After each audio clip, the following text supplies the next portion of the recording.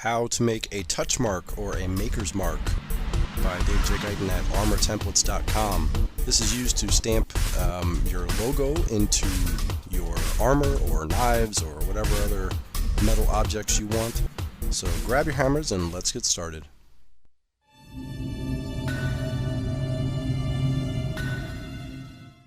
So I really like the logo I did here on the medallion gauntlet. So this is kind of the inspiration for what I'm doing here. I'm making a little DG logo.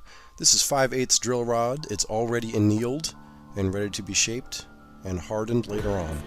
Here's the logo I came up with. As you can see, it looks different than what the end result is. I will go over that later. This is rubber cement. Just gluing the parts together just to get me started. And I'm sure you've seen before me use a vise like this, and it's always been a problem because these parts that are round don't stay in there very well. It would only work from front to back, not side to side. I thought I would make a little jig here, a little correction for this vise, and it actually worked out pretty well. As you can see, it doesn't move anymore. Should have done that a long time ago.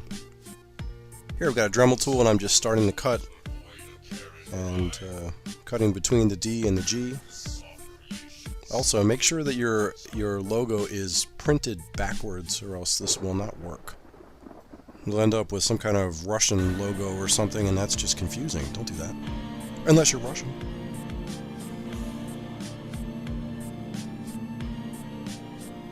A little closer look. This is a file I'm using too. In this state, in the annealed state, this can be filed. It's soft enough to actually move the material. Here's a carbide burr, very hard burr. And actually this worked out pretty well. This was probably the best tool I used during this process to get this done.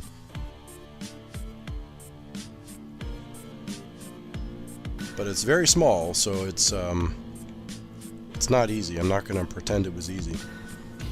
Actually, the 5/8 diameter is a little big for a Touchmark, but I figured it was not a big deal since I'm stamping into armor and not like knife blades and stuff.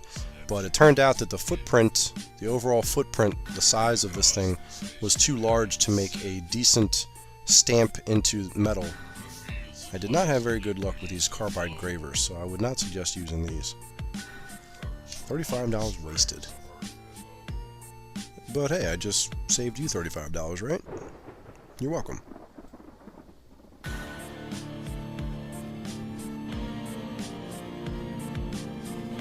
And it's starting to take shape. Looking pretty good.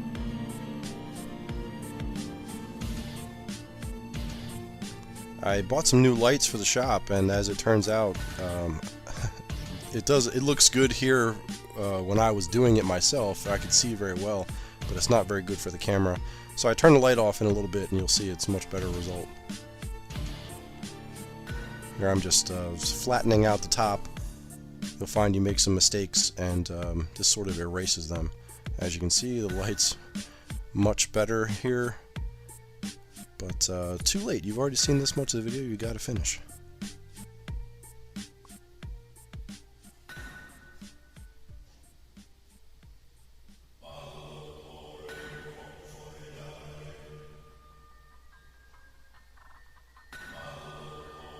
Cleaning up the edges. And that looks pretty good. Now for the hardening. As you can see, I've got a MAP gas torch, a homemade mini forge, and some canola oil, a toaster oven, and a fire extinguisher. And another fire extinguisher in case that one catches on fire. This is a mini forge. I didn't go over how to build in the video because there's so many build videos online on how to make these things.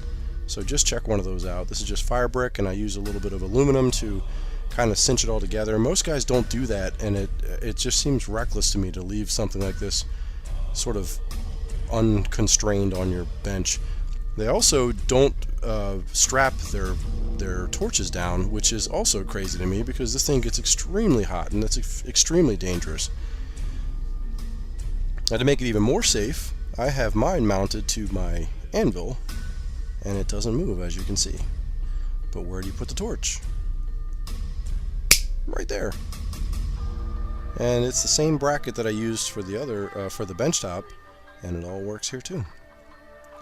So here I'm just moving this piece of metal back and forth across this flame and getting it very hot. It only takes about 5 minutes to get it to temperature. Now I didn't show it there, but there's a magnet on the side that I am testing against to make sure it's not magnetic. Once it goes beyond magnetic, it's getting pretty close to quench temperature. That brick is just to raise the level of the oil because I didn't have enough. And here it is after I let it sit for a few minutes. This little thing here, I found it's a piece of scrap in the garage. I didn't have any little cookie sheets and I didn't want this thing rolling around in there, so I just stuck this in there and I cooked it for 1 hour at 400 degrees and then let it cool in air, regular room temperature air, and I did that 2 times. This is called tempering. And here I'm just cleaning it up and it looks pretty good. And this is the other end that I just finished off and made it look a little nicer. Now this is aluminum I'm testing in first, and as you can see it's not giving me a very consistent look. So and this is I think 18 or 16 gauge steel. I tried it by heating the steel as well, but I still couldn't get anything consistent, so I cut the D off and just used the G, and it seems to work pretty well. I'm pretty happy with that. I may remake it in the future and move that G over into the center instead of on the side because it's a little bit awkward, but it works pretty well and I'm happy with it, so hopefully you guys will be happy with yours too. Anyway, see you next time. Thanks for watching.